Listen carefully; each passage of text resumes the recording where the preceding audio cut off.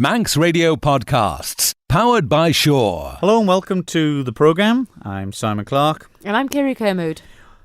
A good old trip up to Coolslew Farm in Greeba on this week's programme to speak to a wonderful man and a gentleman, Stanley Quirk, talking about his days as a youngster on the farm and his outlook on the world of farming today, Kerry. And times were tough, they'll hear it when I'm speaking to him, but nothing else giving them more pleasure than, seeing a great animal go through or a great crop come through at the end of it. That's right, there's nothing more satisfying. And the hours those men put in back then, and no machinery as such, up and down them hills.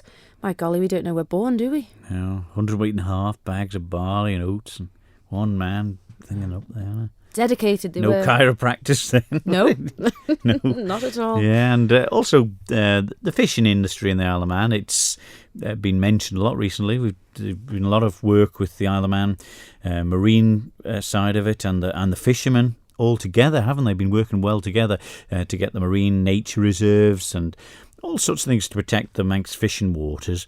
And it's on a bigger scale and a smaller sort of operation like you've been to see. That's right. Alan and Valerie have a smaller operation in Ballath where they fish in the Niarbel, process home in Ballath and deliver to the restaurants and shops. And it's just the one process done by the family. And what a successful little business it is too. Yeah, and it's just one of them things that's been so popular over recent times and been promoted pretty well as well, hasn't it? The seafood on the Isle of Man. That's right. It's one thing that we're very proud of here, and it really is a speciality, the fresh crab or fresh lobster caught locally. It really is a delicacy, isn't it? OK, so let's have some fishing and some memories from the farm on this week's Countryside. Manx Radio's Countryside is brought to you by NFU Mutual.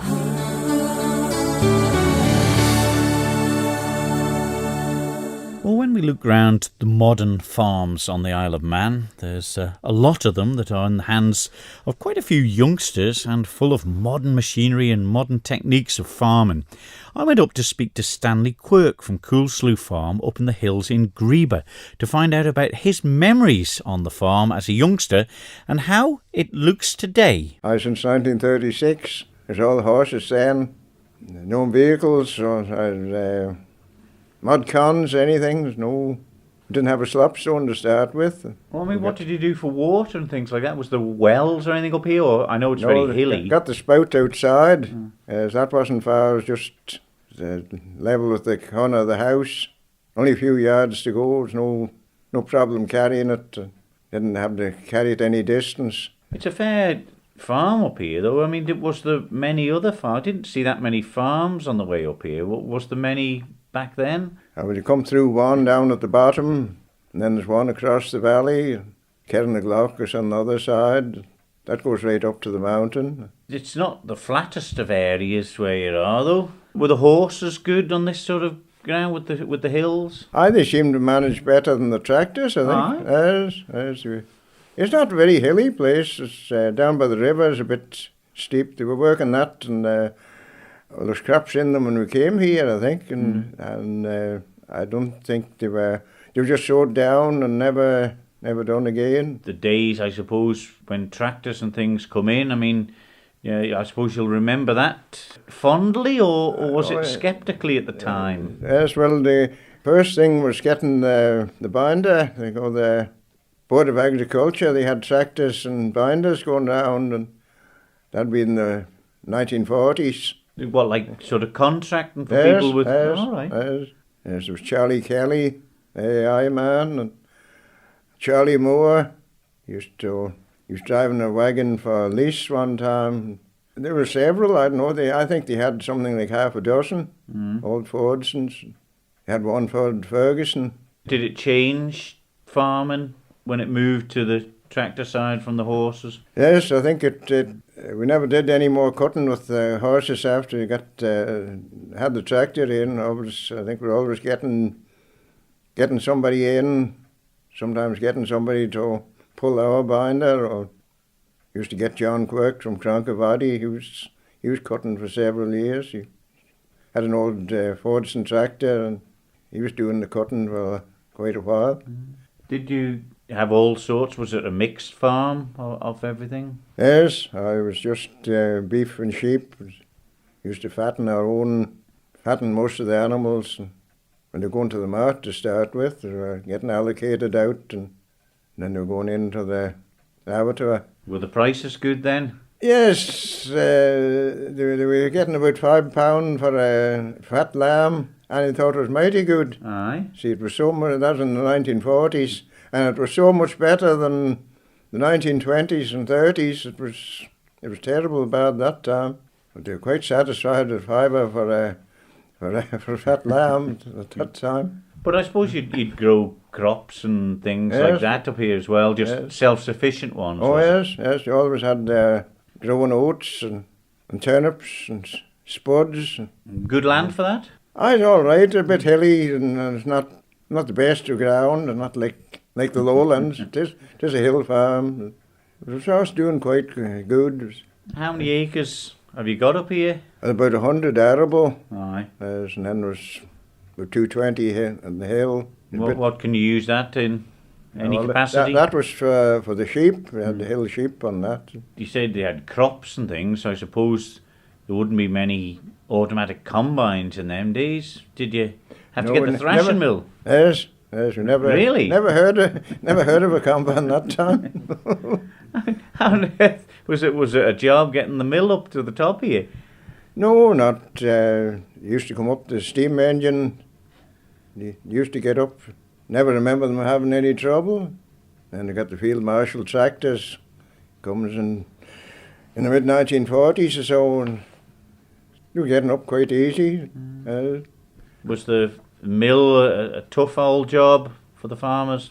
Well, there was lots of work and dusty. But I mean, and the thrashing, it seemed to, everyone had their own sort of job with it. You know, some preferred being on the top and some preferred being on the bottom, didn't they? It was a bit of a, when they went around the different farms, suppose people got used to it and could get it done quicker when you were experienced, maybe? Yes, so they're supposed to, see, there was some often cutting, or often one was feeding the mill, and there'd be others forking.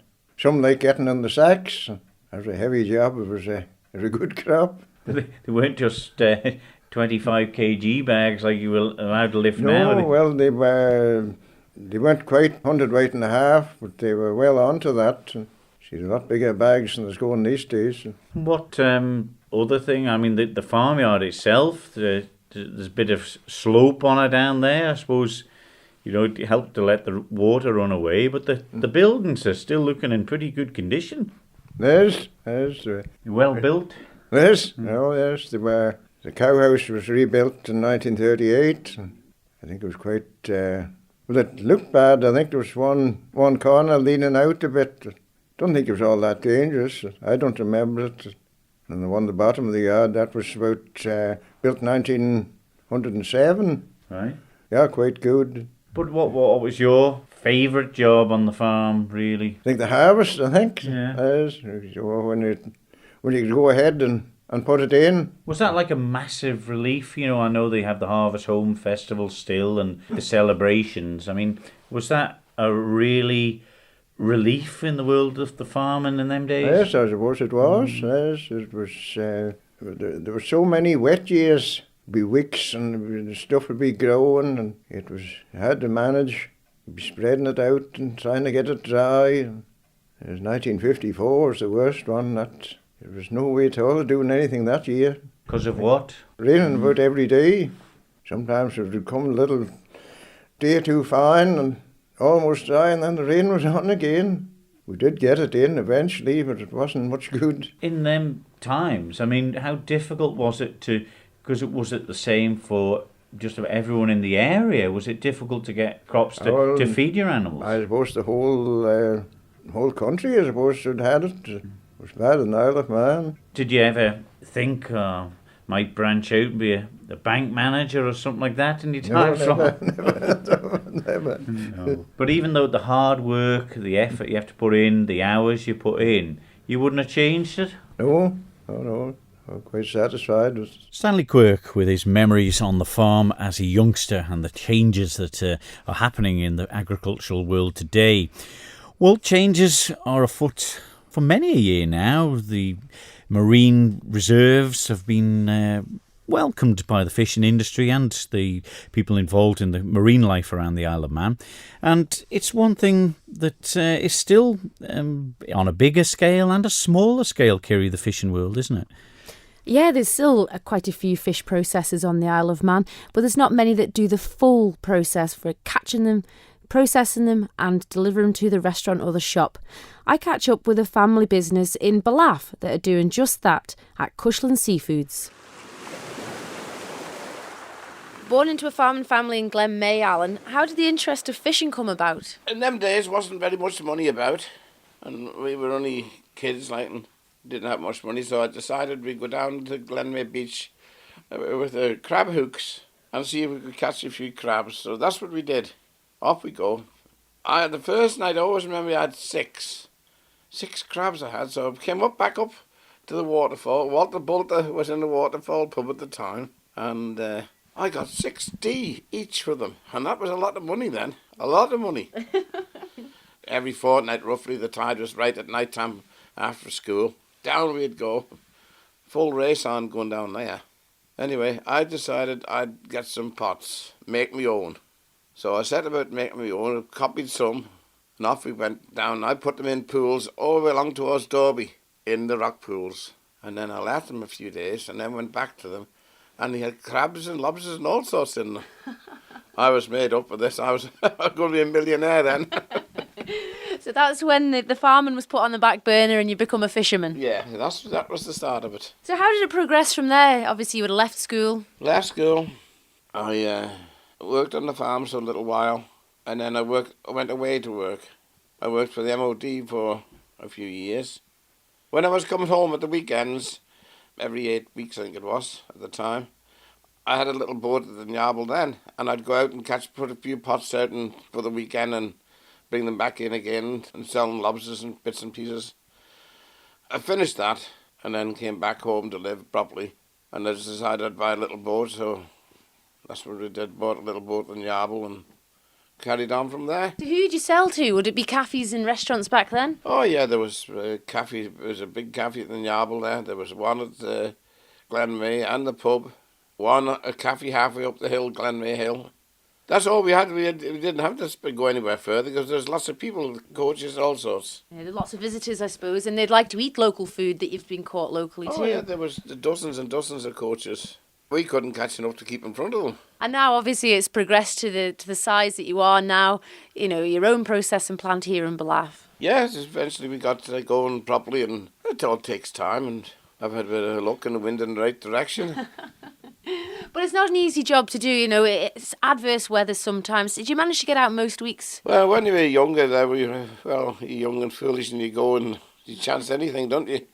To try to make a pound or two. Yeah. But I like to keep everything local if I can. Sell local, buy local. And a lot of lads I know in the fishing industry, they're all good lads, every single one of them. You still fish at the Nyarbel? Yeah, I do. I do fish in the Nyarbel. One of the nicest places in the Isle of Man there. And is it seasonal? Will you tend to get out mostly in the summertime or...? Well, mostly in the summertime. But you get nice spells in the winter as well. Get fine spells. But in the summertime, it's a lot easier because you're working off the beach.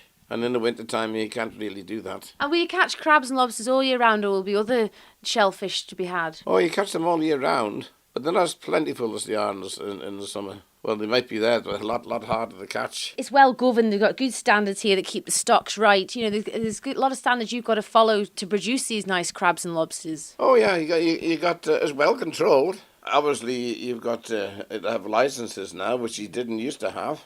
Anybody could go on some pots years ago, but they can't do that now, unless you get a hobby license, which is 5. I think it's 5. Still got to apply for them. Now, anybody who's starting up now has got to pay for a license and this, that, and the other. But when I first started, there was no money involved then. Do you see many younger people getting involved with the fishing industry? There is a few, but not many. There's not many at all. There's 1 or 2 young lads in Peel there. It's nice to see them having a go. Is it the cost or the difficulty of it that's putting them off? I think it's cost, really. A lot of it to do with cost. A lot of them is willing to do it, but they haven't got the cash to set up properly. I suppose you want all the really, really state-of-the-art equipment now. As some of these telly programmes like The Deadliest Catch, you see, there's a lot of money invested in these boats. Oh yeah, there's a lot of money invested in them. You're not just talking about £300 or £400 now. There's a lot of money. I suppose there's a lot of health and safety issues with it as well. It's a dangerous industry to be involved. Oh yeah, the sea is a dangerous place if you don't know what you're doing. And will all your crabs and lobsters be fished of the Irish Sea? Because obviously you won't keep up with demand through some of the busy times, I suppose, like TT week. There'll be high demand for shellfish. Oh, there's a high demand. There's a good demand all year round. I've been fortunate, so I've got that market. Well, not to myself, but to lots of it. To the high-class hotels and restaurants, all the leading ones, really. And how will you manage at the busy times? Will you buy off some of the other boats? Oh, yeah, I've got very good mates, and I'll buy off them. And they're good to look after me, so but work together. There's nothing nicer, though, for you to go and catch the shellfish in Niarbel Bay, take it home here to Ballaugh and process it, and then off in your little van to deliver. Oh, yeah, that's just nice. It's nice to meet different people in different restaurants and have a good natter with them, pass the time of day, and it's good, real good. Well, a lot of hard work goes into dressing these crabs to present them as beautifully as you do. Oh yeah, there's a lot of work goes into it. I mean, my wife and myself, Valerie, we do a lot of work. She's the backbone.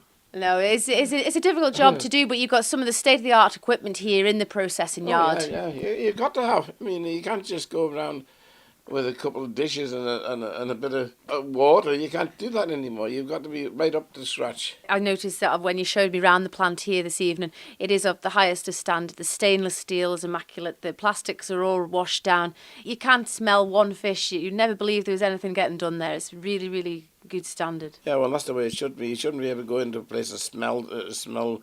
If you're smelling something not right. But every part of the crab or lobster that you have is used. It's all used up here. Yeah, it's nothing wasted. It's nothing wasted at all. Some of the purses, that's the body parts. After we've cleaned it out, that goes back to weld bait. Some of the shells, that's put to the emulsifier, and that's put in little packs as either for the gardens or for the hens. Hens love the shell, the crushed-up shell, fine shell. Which gives, I don't know, gives a better taste, but the hens seem to like to produce better, harder shells. And their eggs. And the eggs, yeah. It's nice to see that the whole system working right through from the catching to the processing, the delivering, and then all the parts, everything is used up. You couldn't ask for a better... No, there shouldn't be no waste. There shouldn't be no waste. And it's a family business. You've got a very interested grandson and son. My young grandson, he's the one who seems to be very keen on it. He's only young yet, but he'll learn. You never push him too hard, though. And you enjoy getting out on the boat yourself? Oh, yes, I enjoy it. Enjoy it very much.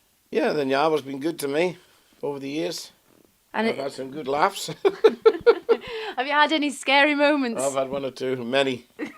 Many. But I'm still here. And how are the stocks around the west coast by Derby? Oh, they seem to be pretty good, really. I mean, it's not too bad at all. They're not too bad at all. I mean... You can still make a living out of it, as long as you don't get too greedy. And how do you find the condition of the lobsters throughout the year, or the crabs? Do they vary with what food they have available around the coast? Oh, yeah, I think the best lobsters you can get, or the best crab you can get, is at the back end of the year. Say from end of August on up through towards Christmas. They're the best lobsters and crab you can get. Fair enough, you can get nice ones in the summertime as well, but they're not the same best of quality. They go watery. And you've always been commended on the beautiful white meat that you produce here at Cushland Seafoods. Well, it's all hand-picked. That's for a start. It's all hand-picked. And what the stuff is imported. It's not picked as such. It's crushed and the meat is washed out of it. And then makes it go grey colour. There's nothing wrong with it, but it's not the same taste. The taste is not there. You got to have local stuff for that. You sell quite a lot of popular products, Alan. You've got the dressed seafood platters, the pots of fresh crab meat. People don't have to be in a hotel or a restaurant to buy these products off you. Oh, no. They haven't got. They can find me direct on Cushland Seafoods. A telephone number, telephone, which is 898-177, or my mobile is 437944, or you can find us at the Niarbel. I'll be either there, it might be a white van or whatever it is, so just leave a sign there and I'll get in touch with you.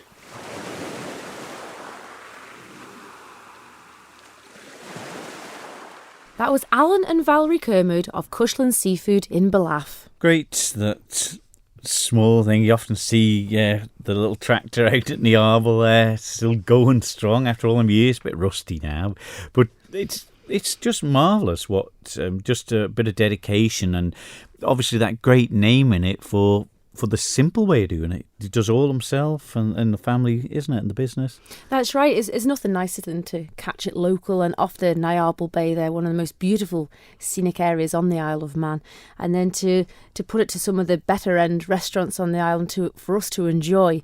It's nothing nicer. No, and we get a great name when people come over to the Isle of Man, isn't it? Head chefs and people of quite high status, and that's one thing that's always praised on the Isle of Man is the seafood dishes and the fish, isn't it? That's it, and also the Chef of the Year competition. There seems to be a lot of seafood used in that for starters and in their recipes, so it's nice to see local suppliers getting used in such great events like the food festival and the Chef of the Year competition.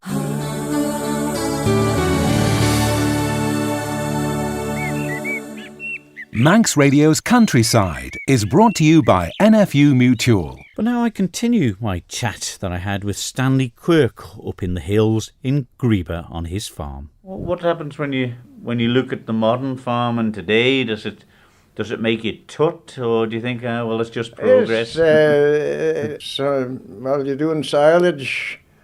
It's a lot easier.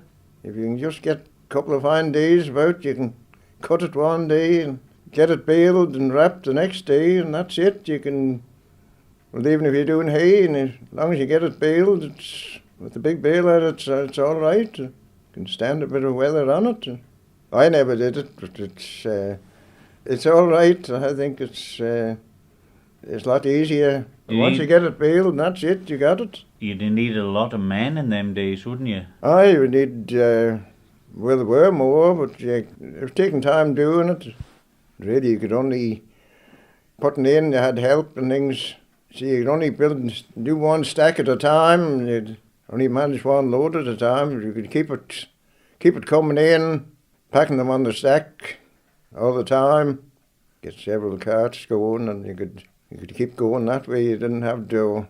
When you're on your own, you just had to go out and get a load, come home, put it on the stack, and back for another load. Did you do a lot of it on your own? Yes, we did quite a bit. Yes, just the two of us. No mobile communications or nothing? No phones. Does that mean a lot more planning, perhaps, in them days compared to now? You know, they'd rush off in a big rush now and get up the top, ring you up and say, "Oh, I've forgotten this, can you bring it up?" You know, none of that if you walked up to the top of them hills to do a bit of fencing. They seem to manage all right.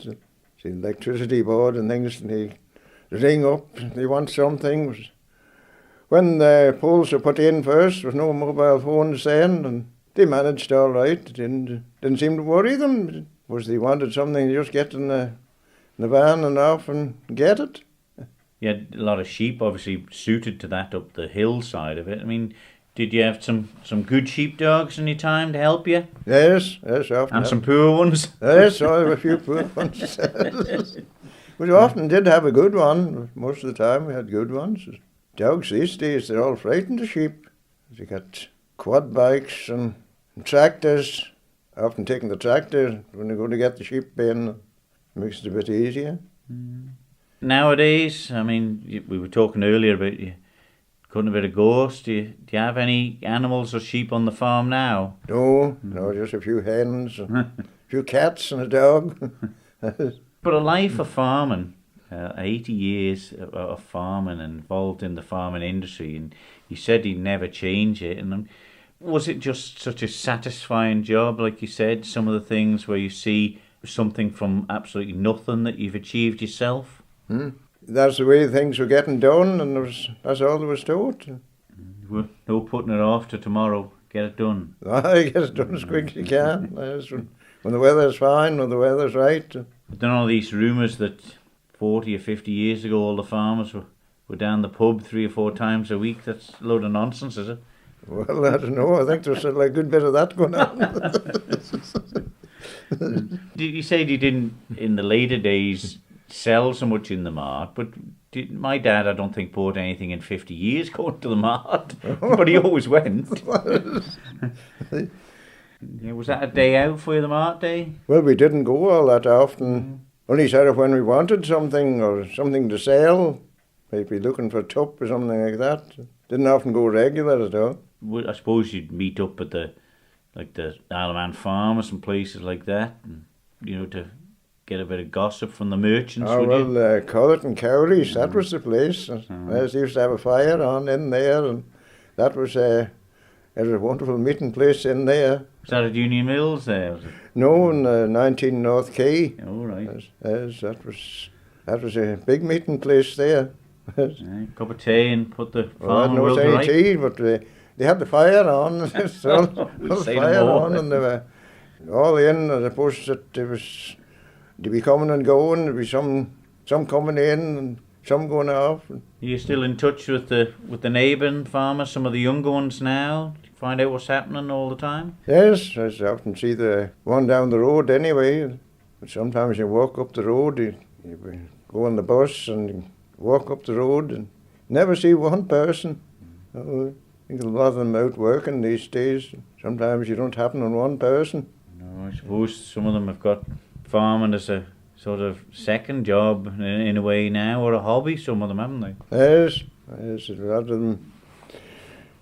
of them got a daytime job, and then the farming is just getting done in the spare time. But they say they can't live on it. I mean, farming back when you were younger, I don't suppose there was many millionaire farmers who made millions from it. No, but they could live on it. They could. These days you need a job, but to pay the expenses. Well, in them days you were farming to just support your family and have a life. You could pay your way. There wasn't an awful lot over, but it was you could live on it. Can't these days. Well, fond memories from Stanley Quirk at Cool Slough up in the hills of Greeba there, about his memories from his days on the farm as a youngster, and even today still pottering about, doing a bit, making sure them hedges are trimmed, and cow houses that I went round for Luke in the stables there, just like the day with the racks and the everything in them, and how they got some of them big beams inside them. We're still pondered by them now. But it's a lovely area and a lovely man as well. And it's just great that people like that are willing to talk about them days, because tough old days, weren't they? But no alternatives. This is it, up the They side didn't, of that yeah, hill. well now, I'm not going to do it. It's No? too tough for me, I'll wait till I get some help. They don't, do they? They just did it. No, they dug in back those days, and now we're so spoilt with modern machinery and everything. It can be done by tractor or even computer. It's unbelievable how technology has improved agriculture.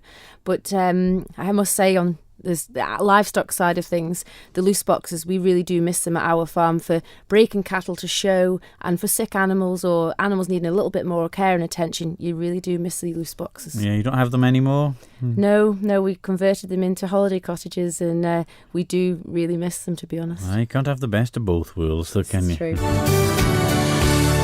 Manx Radio's Countryside is brought to you by NFU Mutual. Well, wonderful memories from Stanley Quirk from Greeba there on this week's programme, and also talking about the smaller operation side, but equally as important, and especially to them restaurant and shop owners that are taking the Cushland Seafoods produce, isn't it? That's right. It's really, really good to see it for like farm to fork, as they always say. So from the sea to the plate, it's nothing nicer.